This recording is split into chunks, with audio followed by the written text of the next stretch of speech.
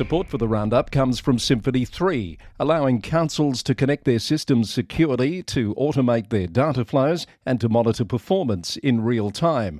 And right now, councils are lining up for their own emergency dashboard, like the one that Symphony 3 has created for the city of Greater Bendigo. The dashboard helps keep the community safe and prepared before, during and after emergencies. It pulls together live data, including weather data, traffic data, emergency incidents, unplanned and planned disruptions, news and social media feeds. Visit www.symphony3.com to learn how you can get an emergency dashboard for your community.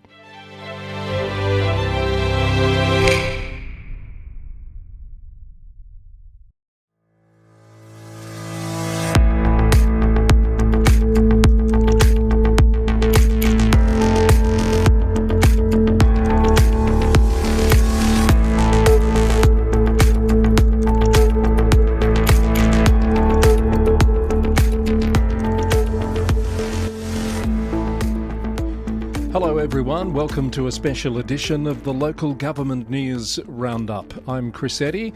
In place of our regular episode of news today, one of our special editions where we explore a current topic of interest to the sector, not just in Australia, but also beyond our shores. And today's topic is the ABCD and Beyond, a practical guide for local government, a recent book published by the Jeder Institute. And I'm joined in a moment by Fiona Miller and Lee Griffiths to talk about the book and just exactly what is asset-based community development. Our podcast is brought to you as always by the Victorian Local Governance Association, the national broadcaster on all things local government, and we receive support from Symphony 3 and Rath Engineering Development. Today on the Local Government News Roundup, we're joined by Fiona Miller and Lee Griffiths, the authors of ABCD and Beyond, a practical guide for local government published by the Jeder Institute. And yes, we'll find out what the Jeder Institute is in our discussion today. The books arrived at a time when councils are being asked to respond to complex, fast-moving challenges while also rebuilding trust, strengthening community relationships and demonstrating clear public value. We're going to explore what asset-based community development means in day-to-day council work with Fiona Miller and Lee Griffiths. Fiona, welcome to you firstly. Thank you. Thank you for having me today. Great to have you here. And Lee Griffiths, hello to you and welcome.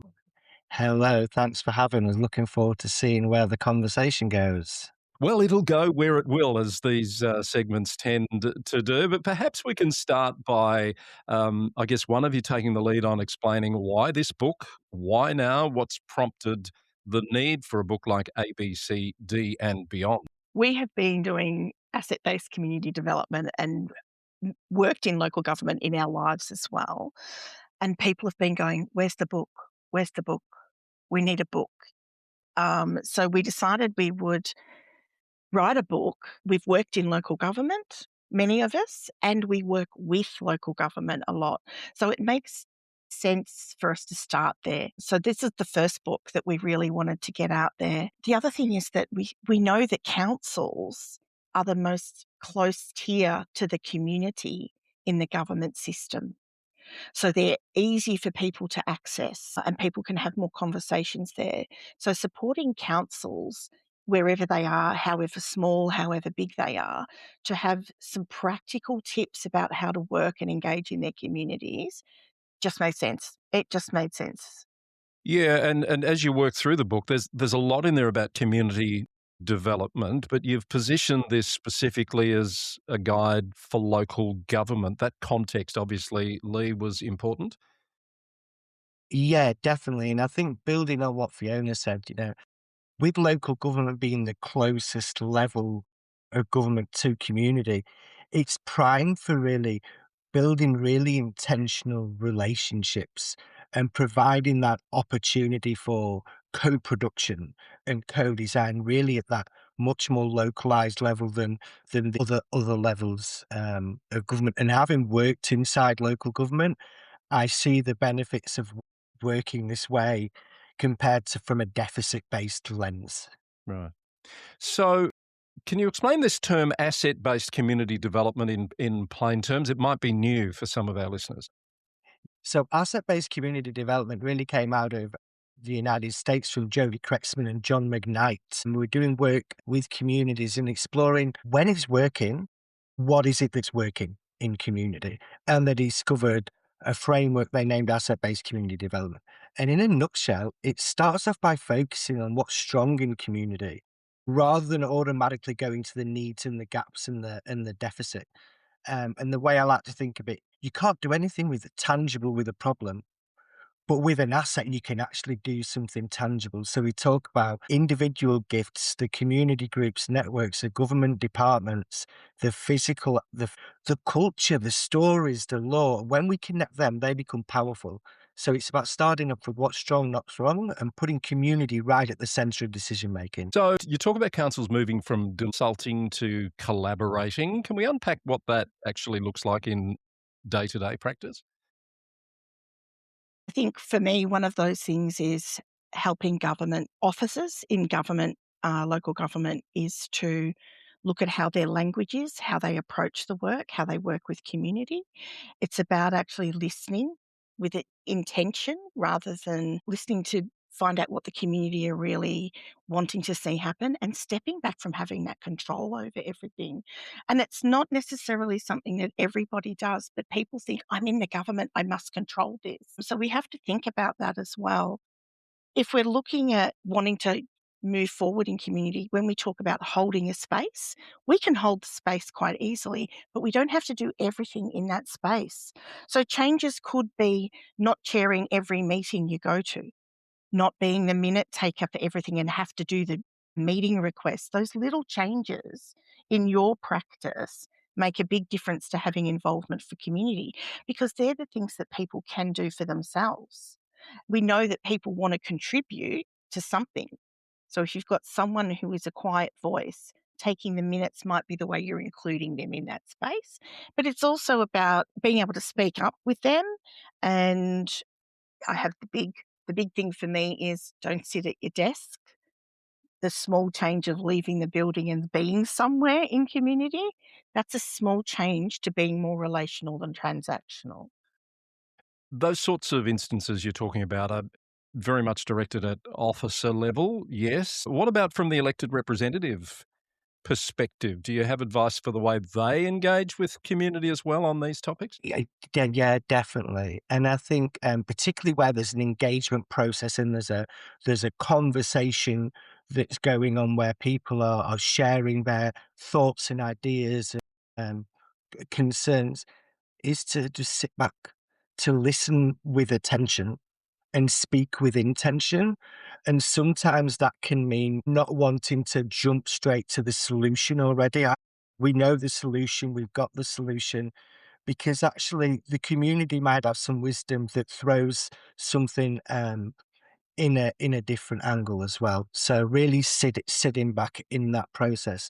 And I think also recognizing that there are many different voices and intersections of an individual in community, and to be really intentional about capturing that them different voices and perspectives needs us to sit back.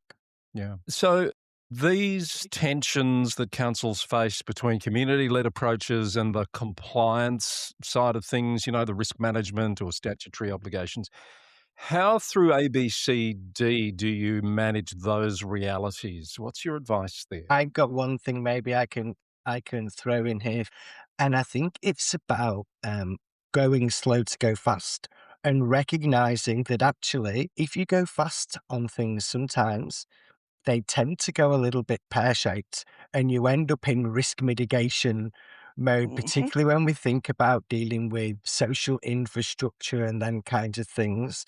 So it really is about mm, going slow, being brave, and also willing to do things differently. And listen, I remember once working at a local council and the community were managing a big community sporting asset. There was big friction between the different stakeholders and there was going to be a big master plan drawn up. Um, and rather than council just going, right, here we go, we've got the consultant in to do the master plan, we actually co-designed the tender document with community. So we started that co-design process right at the very beginning. That built trust like we could never be built before. So that's a kind of way of kind of managing the risk and reputational element by bringing community in early.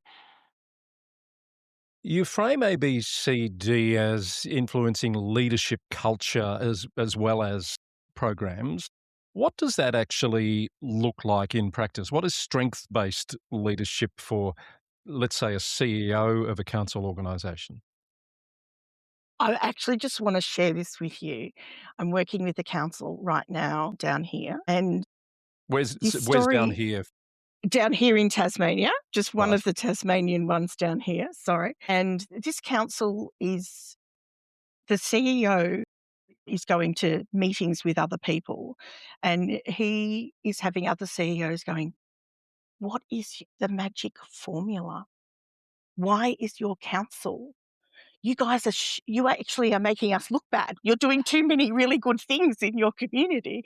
So it's like everyone's sort of saying to him, "Well, what is the formula?" And it's like, it's trust and it's letting go of the control. And it's putting the trust in all of the workers that they know what they're doing. And it's removing a lot of those KPIs that we may have against performance and all of those types of things. And it's actually capturing the stories that are real, like Lee said earlier. It's actually about listening and actually being able to respond to community. But I love it because at that upper level, they're talking about this now. They're actually starting to go, hang on, this is a much better way to work. We've got better staff retention. We've got really engaged staff.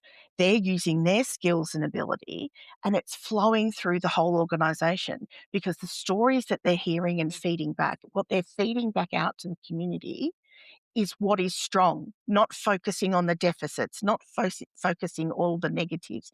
They're not putting in the paper, oh, we had this many police arrests or any of those things. It's actually about, hey, this great thing happened today. We're so proud of our community. So you have to show the pride in your community from the top right through.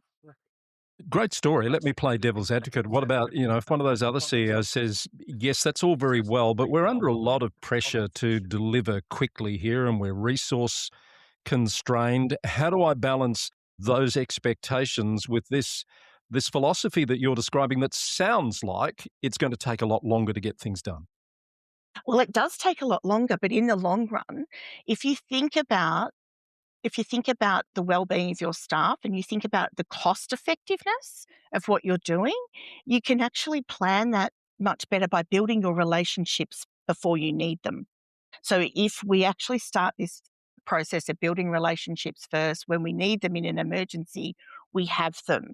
And if I go through a disaster lens with that, if we've got a disaster readiness plan that involves community in remote rural spaces that can be cut off, you're not going to get there first. You're not going to be able to open the emergency room. We need those relationships with our community. So we do have to have those things in place as well. I have a lot that I want to ask you, and we don't have all day, but I just want to go back to this asset-based concept just briefly before we move on to some other elements. A lot of, if I'm understanding this correctly, an underpinning principle here is that we sort of shift our thinking to appreciate and understand what we have now and make better use of that rather than focus on what we don't have and what we lack. Am I getting that right? Yeah, bang on the money, and asset-based community development does often get people do say to us, we view things through rose-tinted glasses. We're gonna name the elephant in the room. But really, it's just a different starting place point. Instead of automatically going, "This is the problem, right, let's find a solution," and then try and motivate people to get involved in whatever that solution is, which we know sometimes we sit there and go, "Why aren't people coming?"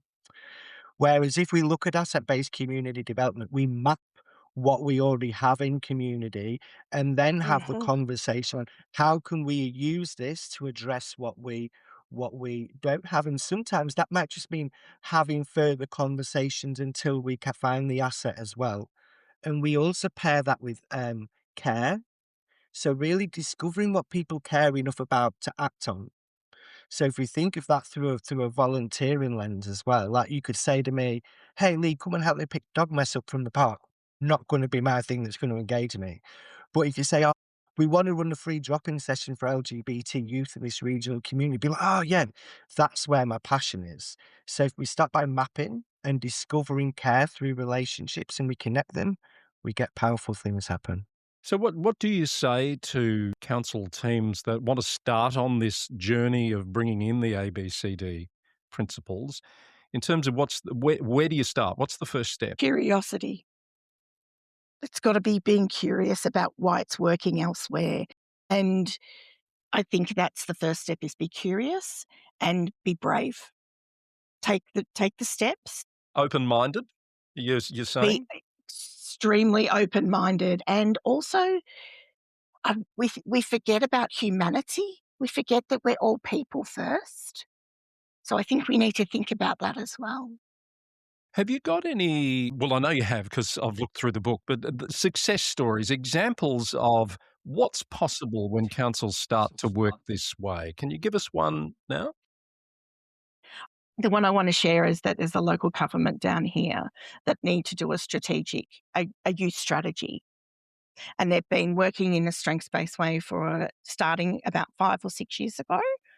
And what is going to happen now is, in the next few months, the young people in the town that are stepping up, changing the pride in the town, learning to be strong, use their voices, they're going to write it. They're going to write the youth strategy for the council.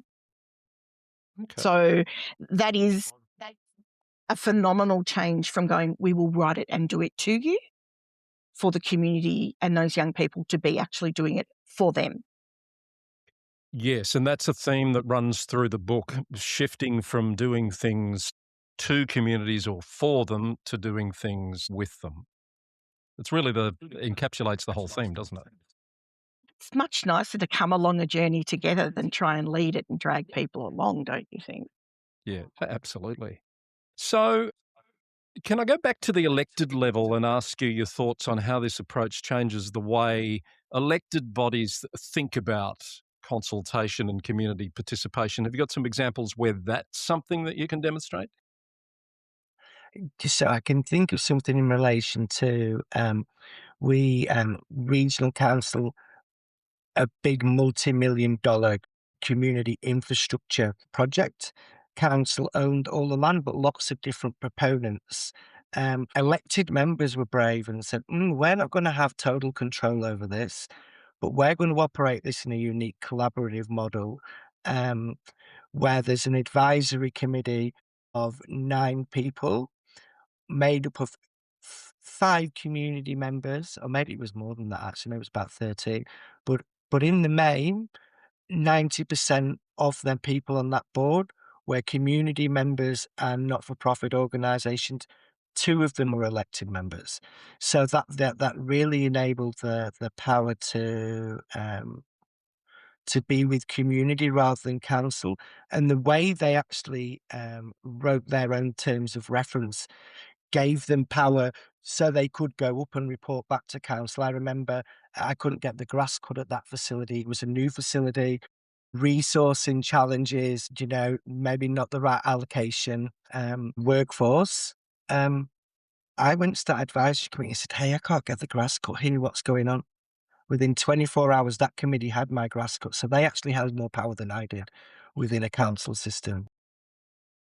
So, another theme. So, I'm hearing curiosity and open mindedness at the officer level. I'm hearing a bit of braveness at the elected level to let a little bit of that control go over those processes. Can I just add to that a little bit? What I see as a practitioner when we're working, we also do workshops. And what I love is when we do an open workshop, and it's open to anybody. It is not, we don't say it is only for these people.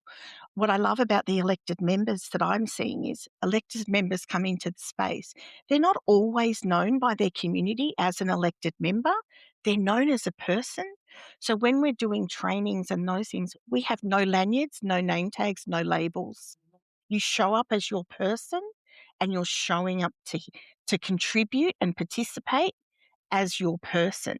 But what it does is it builds the capacity for empathy and understanding of the plight of others in that space, and helps to reduce some of the individual worldview of some people to have a more experience. It actually creates a space where people who may not necessarily be heard or seen in community have that space. And that's where we need those elected members to recognise how important their role is, to be able to have the storytelling from multiple people to take back in their role.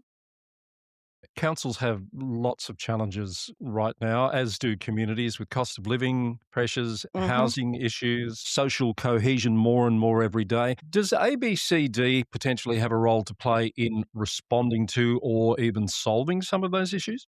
It builds the preparedness for things that are coming. It puts the ownership of a few of those things and accountability onto the whole of community, not just one person. That would be my No. thing. Lee? And I also think we're seeing kind of, we work internationally and we're seeing internationally a breakdown of trust between communities and civic organizations. Um, ABCD is at the foundation, I think, of shifting that dynamic of being Mhm. really relational with community and starting to build that trust by really listening and adapting and a willingness to share power where possible within the system. So from that perspective, I think there's a real opportunity. So How's local government responded to the book so far? I think it was out late last year. What sort of feedback have you had? We've had some really great feedback. I love the story of a friend in local government in aged care. She bought the book and she went to work with the book, and she's now taking that book and saying, this is about local government, but it can be for anybody. Anyone who's in a governance system needs to read this book. So I love that response from her. But what it's done for her and her team at work, it's like, so we should work with local government on some of these issues Mm. as well. So that's beautiful. That's my favourite response so far. Lee, what about you? yeah, I get loads of great feedback, lots of curiosity, and I think people thanking us for writing the book, which was a Mhm. little bit bizarre because people have been, I think people who do asset-based community development in local government have been waiting for it almost because there Mhm. is not anything globally that has a focus on ABCD in local government. If you were to look at inclusion and lots of other things, you can find books in that space. So yeah, something that's been waited for, I think. Excellent. Now, I did promise that we'd explain who and what is the Jeder Institute. Can you give us that just very briefly? Jeder actually means everyone, people. So if that helps to explain the name, we're a non-hierarchical organisation, a next stage teal organisation. We are a bossless collective of people who are passionate about people being their own people, whether it's in the disability sector or within the community sector. We work in teams. We have different parts of the organisation. I think it's 11 years, 12 years now working in this way. Um, yeah, that's one of our explanations. Lee, what would you add? Yeah, so I think the Bossless Collective kind of terminology sums it up really, really well. But we practice what we preach. So Mhm. everything that we do in asset-based community development, that's the way we run our organization. We look at the gifts and skills and talents of individuals and we step up into leadership when we've got something that we can contribute. But likewise, we can also step back and go, I've got to host myself here and kind of look after myself and step back. So you've got that leading by stepping back dance that kind of happens. Yeah, it's pretty nice. We don't have KPIs. You know that word, key Yes, performance indicators? I do. If we were to use that word, my option of that is keeping people informed. So if we were keeping people informed more than just measuring things, I think that's what we do the best at Jeder, is we keep people informed. That's fascinating. Just as an aside, one of the quotes that jumped out at me from your book was about recognizing power and hierarchy and how it can be a barrier. And here you're an example where you don't even have hierarchy. So you've achieved the truly open structure with no lines, no silos, haven't you? Definitely. And, as well as our small little community building team, the actual largest part of the organization works in NDIS.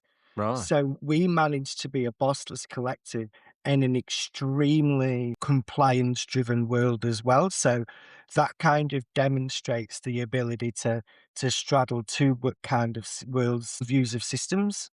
And its origins are from overseas. Jeder's a German word, am I right?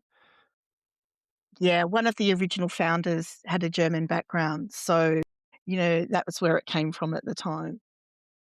So truly fascinating. And I think the topic is really timely right now, this asset-based community development approach.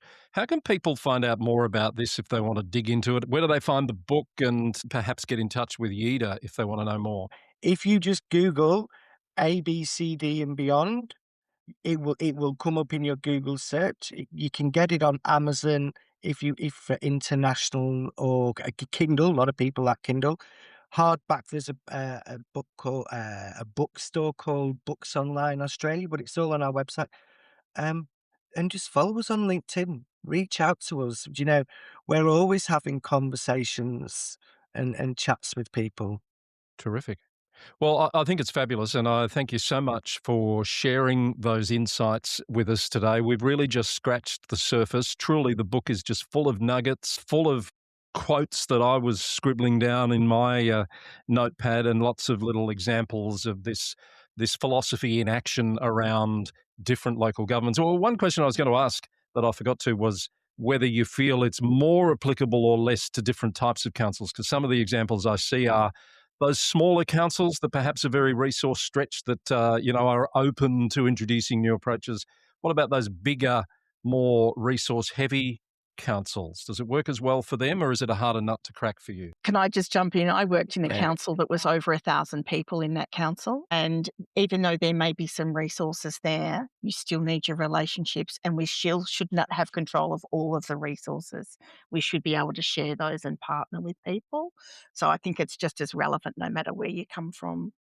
Excellent. All right, we might leave it on that note. Lee Griffiths, Fiona Miller, thank you so much for your time. It's been great to speak with you. No problem. Thank Thank you. you. It's been wonderful. And that's all for this special edition of the Local Government News Roundup. Thank you for joining us, and thanks to Fiona Miller and Lee Griffiths from the Jeder Institute for sharing the practical thinking behind ABCD and beyond. If you'd like to explore the guide, check the show notes for links and resources. Thanks to the VLGA, Symphony 3 and Rath Engineering Development, our sponsors of the Local Government News Roundup. Until next time, take care and keep building with what your community already has.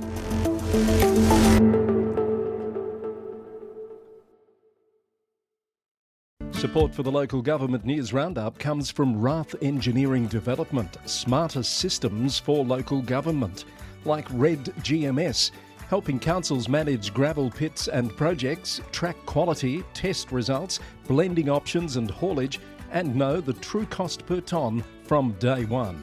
Rath Engineering Development can give you a one-off report that uses your existing pit data to pinpoint the best gravel sources for your next resheeting program or disaster restoration works, saving your council time and money.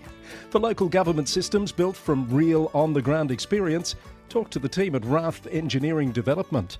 Head to rathed.com.au to find out more.